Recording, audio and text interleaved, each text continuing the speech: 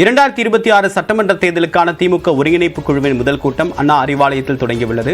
விவரங்களுடன் நம்முடைய சிறப்பு செய்தியாளர் செல்வகுமார், முதல் கூட்டம் 2 வருஷத்துக்கு முன்னாடி அமைக்கப்பட்டிருக்கு.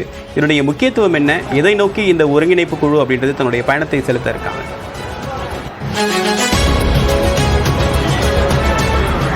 திராவிட முன்னேற்ற கழகத்தை பொறுத்தமட்டில் 2 ஆண்டுகளுக்கு முன்னதாகவே ஒருங்கிணைப்பு குழுவை ஏன் இவ்வளவு அவசரமாக கூட்டியிருக்கிறார்கள் என்பதுதான் மிகப்பெரிய கேள்வி. அந்த வகையில் இந்த குழுவில் அமைச்சர்கள் தங்கம் தென்னரசு, KN நேரு, ஏவா வேலு, அதே போல உதயநிதி ஸ்டாலின், RS பாரதி ஆகியோர் பங்கேற்றிருக்கிறார்கள். இதனுடைய முதல் கூட்டம் தற்போது அண்ணா அறிவாலயத்தில் நடைபெற்றுக் கொண்டிருக்கிறது. இந்த கூட்டம் சுமார் 1 மணி நேரம் நடைபெறும் என்று எதிர்பார்க்கப்படுகிறது.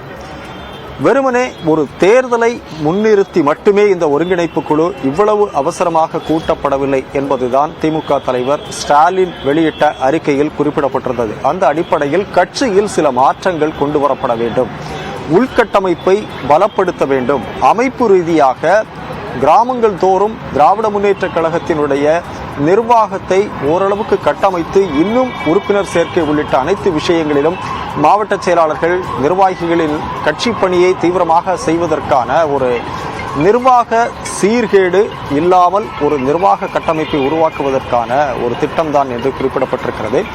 அது மட்டுமல்லாமல் மிக முக்கியமாக உதயநிதி ஸ்டாலினை பொறுத்தமட்டில் அவர் ஒரு அமைச்சரவையில் இடம்பெற்றிருந்தாலும் கூட கட்சி நடவடிக்கைகளில் அவருக்கு இன்னும் நிர்வாக திறமை அதிகமாக வேண்டும், அவர் ஒரு அனுபவமிக்க ஒரு தலைவராக வளர வேண்டும் என்ற நோக்கத்தில் முன்கூட்டியே 2 ஆண்டுகளுக்கு முன்னதாகவே ஒருங்கிணைப்பு குழு கட்டமைக்கப்பட்டிருப்பதாகவும் சொல்லப்படுகிறது. எனவே இந்த தேர்தலுக்கு 2 ஆண்டுகள் இருக்கக்கூடிய சூழ்நிலையில் உதயநிதி ஸ்டாலின் ஒரு நிர்வாக திறமையோடு அவர் பரிணமிக்கக்கூடிய வாய்ப்பு, ஒரு அனுபவம் கட்சி ரீதியாக அவருக்கு கிடைக்கும் என்ற ஒரு எதிர்பார்ப்பும் எழுந்திருக்கிறது.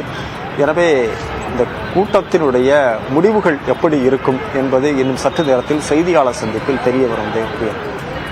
நேற்றைய தினம் திமுக ஒருங்கிணைப்பு குழு அமைக்கப்பட்ட நிலையில் இன்னைக்கு அதனுடைய முதல் கூட்டம் அப்படின்னு தொடங்கி நடைபெற்று வருது. அதனுடைய உள்நோக்கம் என்ன, அதற்கான பின்னணி தொடர்பான நிறைய விவரங்களை பயந்தீங்க செல்வகுமார். உங்களுடைய தகவலுக்கு நன்றி.